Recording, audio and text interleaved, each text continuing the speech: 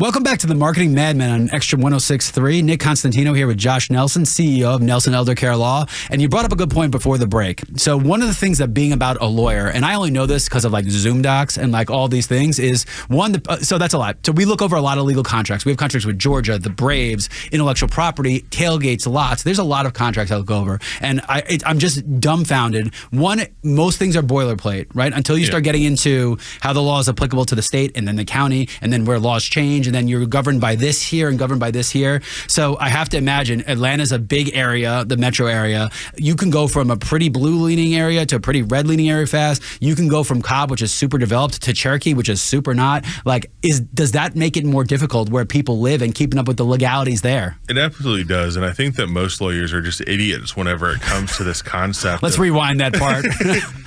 I'm like one of the few lawyers that doesn't love lawyers. I understand why we have the reputation we do.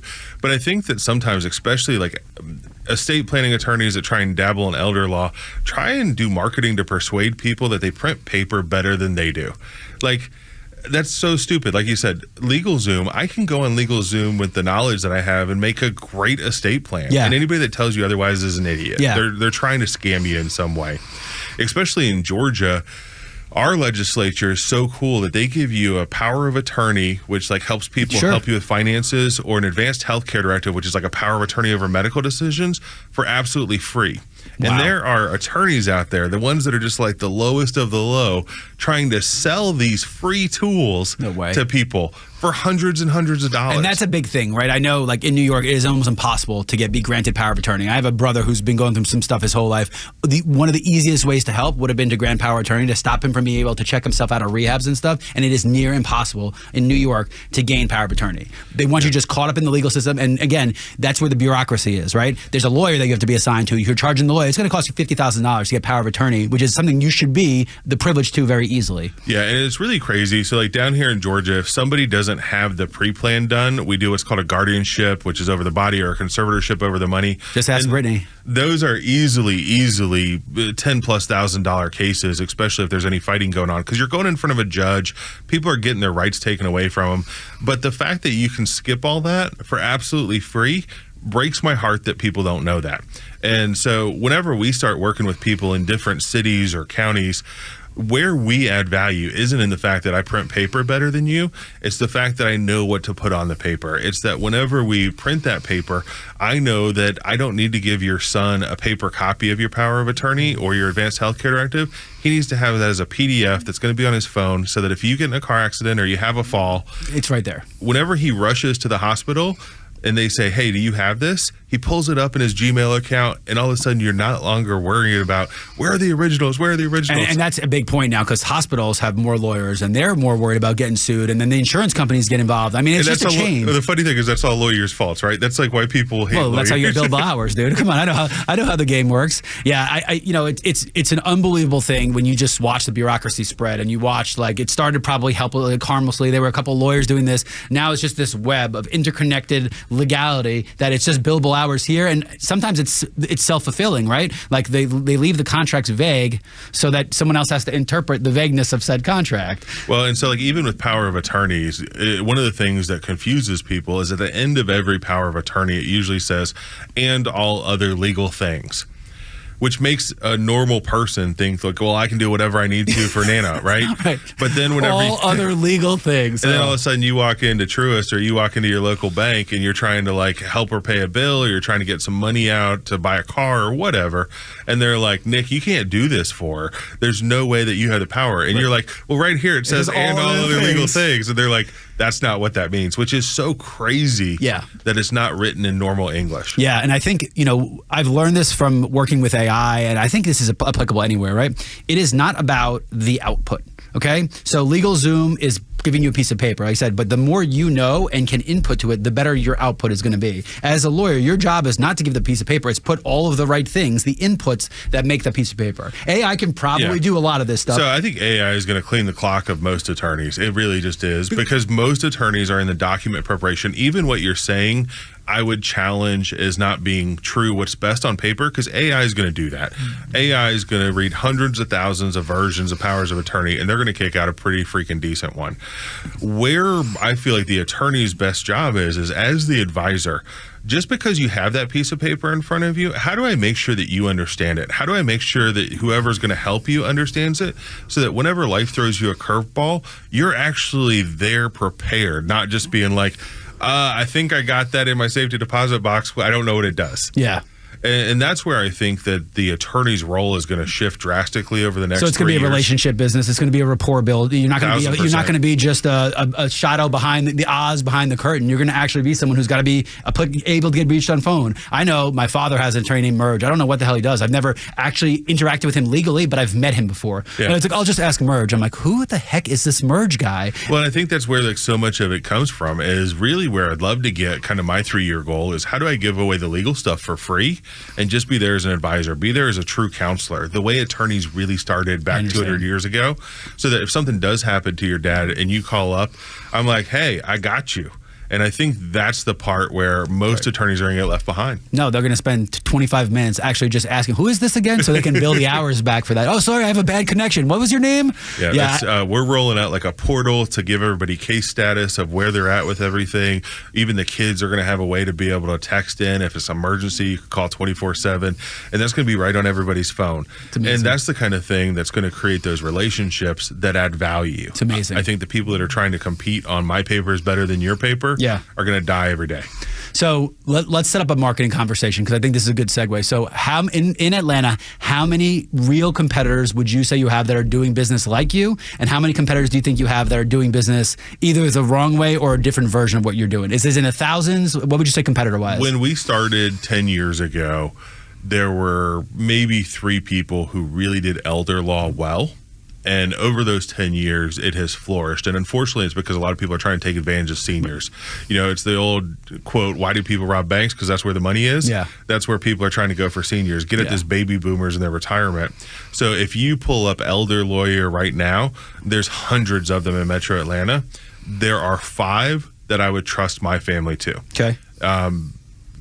There's one in Decatur. There's one in Alpharetta. So we don't. So if you're saying Decatur, you're saying community based. Realistically, if you're saying that it's Decatur and he's attached to Decatur, so it's a community based kind of thing, right? Yeah, you're really looking for. Most seniors aren't going to drive more than about 12 miles to get somewhere, right? So if you think about like, let's hope they don't. At least the ones I've been around. Like if you think about, you know, your 99-year-old grandma, if she's still driving, which I've had 103-year-old still drive.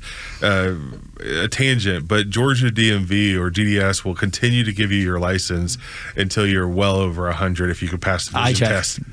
That's one of the biggest conversations that we help people navigate, again, because it's not about the paper, is how do we make sure that she's safe? How do we make sure that she doesn't have some cognitive impairment where she's getting lost in Alabama and all of a sudden... Yeah, and it's a big problem. You know why it's a big problem? Because rush hour coincides with the exact time that the Golden Corral has their senior time special. So when you're in rush hour, you have all these... And my grandfather, he drive to, was old. My father-in-law, 50 and a 65. God bless him. I don't never want to take that mobility away. Just don't be on the road in rush hour. Just go out on the road when there's nobody there, for the love of goodness. Well, and then the problem... That is not a legal statement, by the way.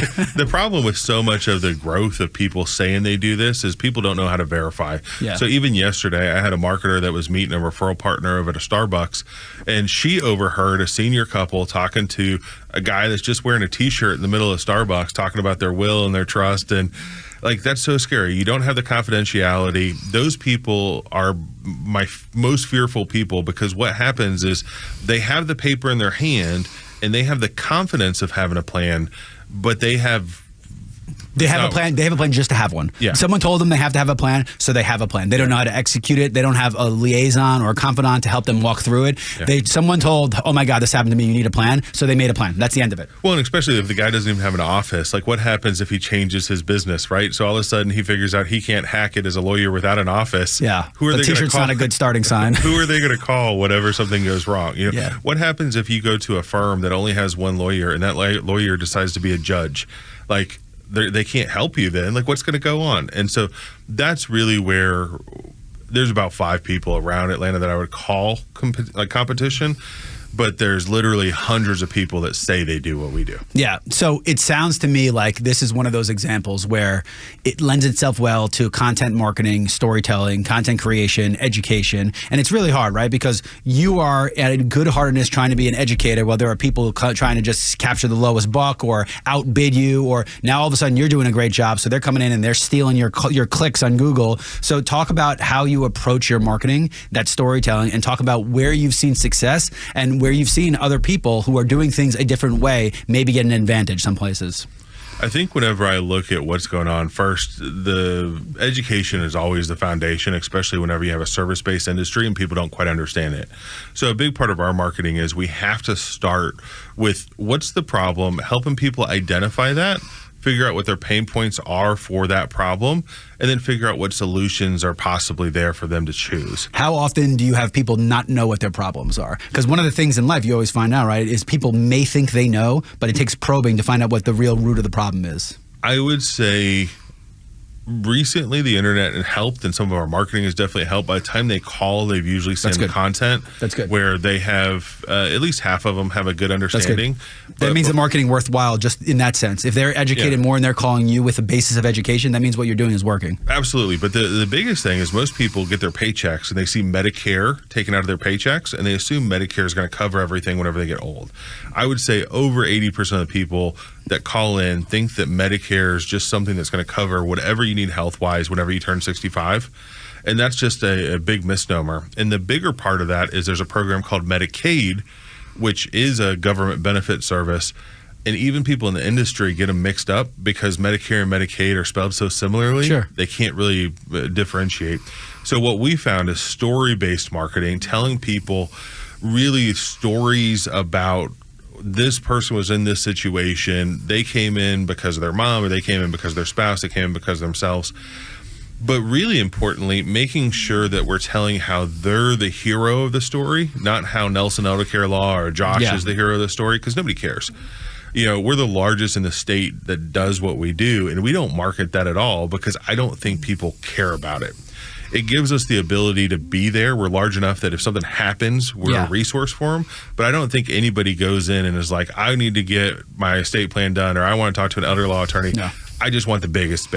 And so what we do is try and say, how does this daughter free herself by getting a plan for her mom that makes it so that maybe she moves in right now with them, but they have a plan so that if that doesn't work, she can go somewhere else. And she knows how much it costs. You have those things laid out and you have an understanding. You're not just going into it winging it. Yeah, my team hates it because I always do math. Like I'm just a big math I've been doing person. it in my head too. It's the kind of thing, like if you really look at a budget, like say an assisted living is $5,000 a month, that's $60,000 a year. People look at that as how the heck am I going to spend $60,000 a year? Well, then you look at it and say, okay, well, you actually have $3,000 a month in income, so that's 36. Now all of a sudden, we're just over $20,000 a year. You got, $200,000. You got 10 years worth of money, and you're 93. I think you're okay. Like those are the conversations that people aren't going to have without the math. And again, nobody lives on a budget, so just being able to explain that. Especially with things like Medicaid, a lot of times we're able to get people 24/7 care and save between 85, 90, sometimes even 100% of their assets. Wow. And that's the kind of thing that people just don't even know that's an option. So what happens a lot is whenever your parent goes to a community like a nursing home and it's $7,000, $8,000 a month, the business office is not your best friend. They're going to tell you, hey, let's apply for this benefit. They purposely apply, get you a denial letter, and just say, keep paying us till you're broke, and then we'll reapply. And then people don't even look for us because they've seen something on state letterhead that says you don't qualify. Where if we can get the right content to them, they actually could save 100% of what they worked their entire lives for. And time. Because now you're not reapplying, you're saving time, money, everything. Well, and the stress. I mean, and the stress on your kids. And you think dealing with, the DMV is bad or the IRS is bad. Imagine an underfunded state represented entity. So just this morning, before we came in, we had a guy that was like, how do I make my mom the ward of the state? And we had to explain to him, the department that handles that has 35 staff total. They do not take people as wards of the state. They're under-resourced. They have 900 wards in the entire state of Georgia. Not 900 a year, 900 total. You can't just call up and say, hey, I don't want to deal with Nana or mom or whoever. Can you take it over? Like, that's not an option. That's insane. So I know what we're gonna do our last segment on now. We're gonna say why is this all broken and how do we fix it? Because first of all, how you have to do marketing for the government because they were so stupid to name Medicare and Medicaid the same thing and confuse everybody and do no marketing of their own to actually give people a service in which we are paying for is crazy. All of this is crazy. You talk about content marketing. Talk about what you're doing. Talk about where you're reaching people. Talk about when they're coming in. Are they saying they saw it? Are you doing outreach? Are you reaching people who are already in the funnel? Talk about how you use this because I think this is a good lesson for a lot of people. It is a very misused thing, content marketing. What most people do is they think standing up and putting a YouTube video drawing on about the product or service they do is content marketing. Well, let me tell you, one's going to, you did it. I did that. It didn't work. It didn't work because there's no active, I joke with people all the time. I was like, we have to make a video. I go, okay, you spend 20 grand making a video, but all this time I go, who's going to watch your video?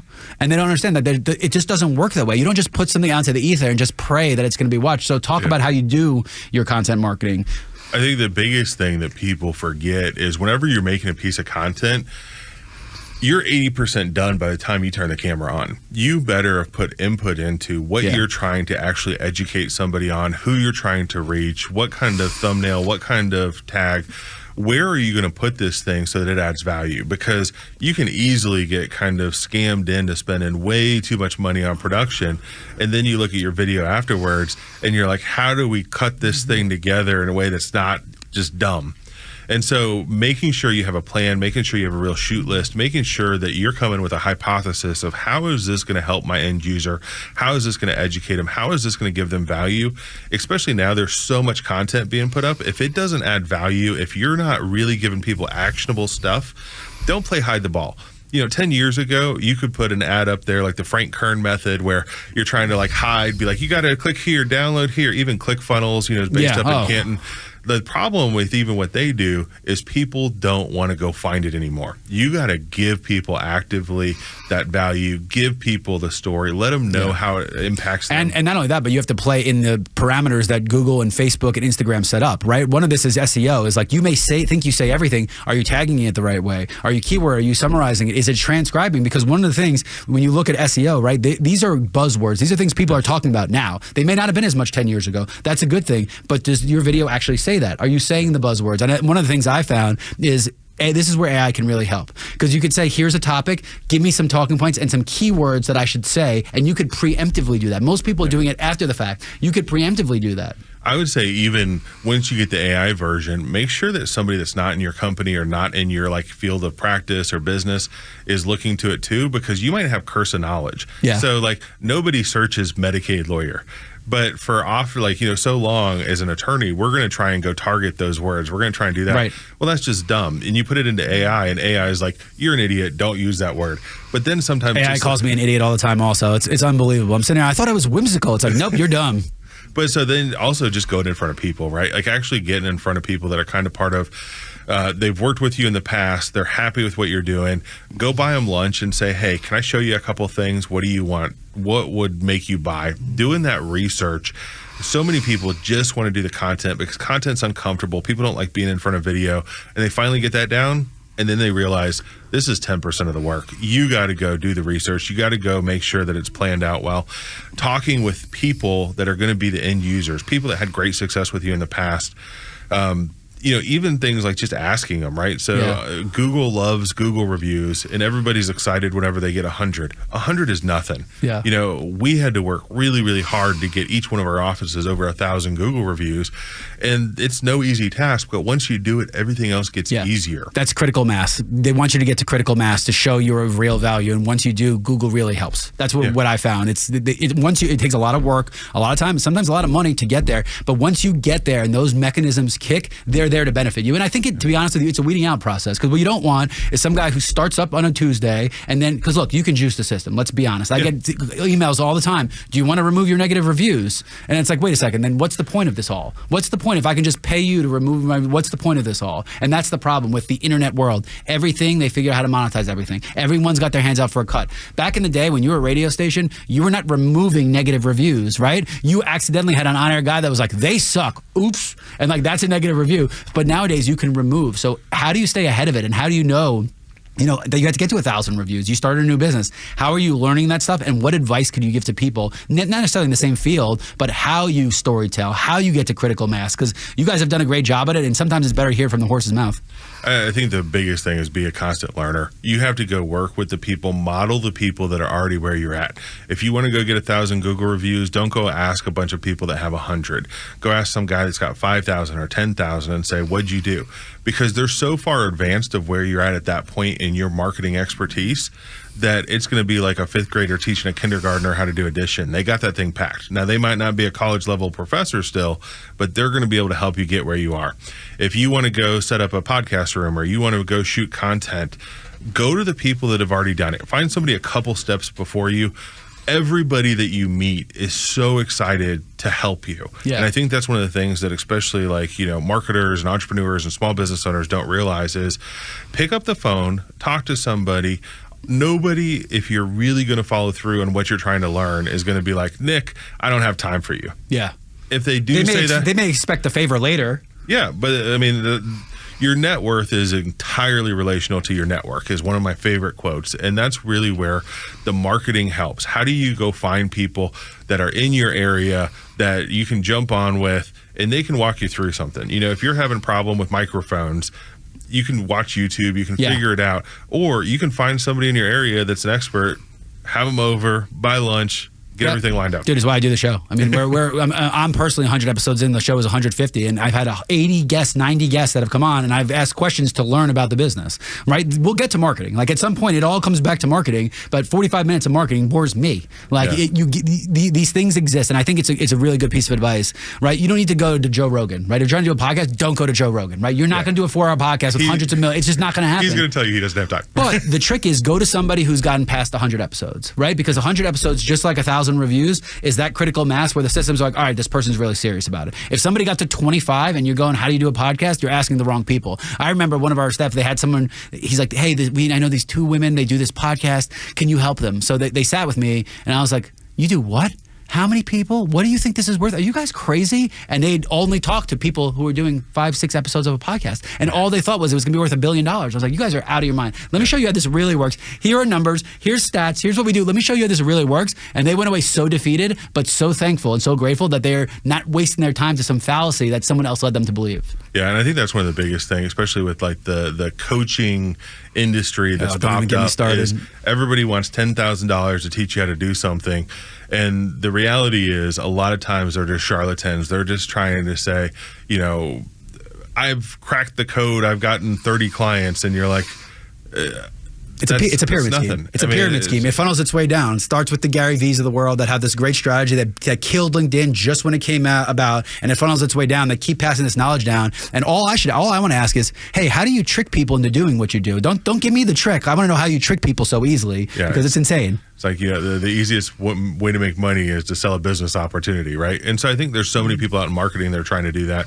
Make sure before you're paying somebody even like $1,000 or $5,000 that you know how to track that that's actually good. I mean, even whenever I was getting started, we wasted so much money on just like scam style SEO or people that sell you vanity metrics. They're like, you know, I can get you this many followers, and then all of a sudden you do a test and all your followers are over in like Europe or India, and you're like, if you're lucky. Like, I don't think they're going to buy anything. I don't think that Azerbaijani prince is buying my service. But you know, you bring up a great point, and I think it's one of the arguments, and I don't want to say arguments, but like there is value, and anyone should be in digital marketing. You should be doing SEO, but you should know enough to be dangerous and not someone else telling you what's going on. SEO is, we used to actually tell people before I started here, like, don't do SEO, only do radio. I'm like, you guys are nuts, because if they search you and they can't find you, the radio is worthless. These things all have to work in conjunction, right? When you could ask, and I know you guys use Haibu and Jeff Mironov. Jeff and I get along so well because Jeff is like, no, do radio. It makes me look better. Because if you see 3 ads and you heard your name in advance, you're going to click on one of those ads, but they're not going to tell you that the radio boosted it because they want to make their own bottom line. It's a constant theme of the show that these things just don't work together.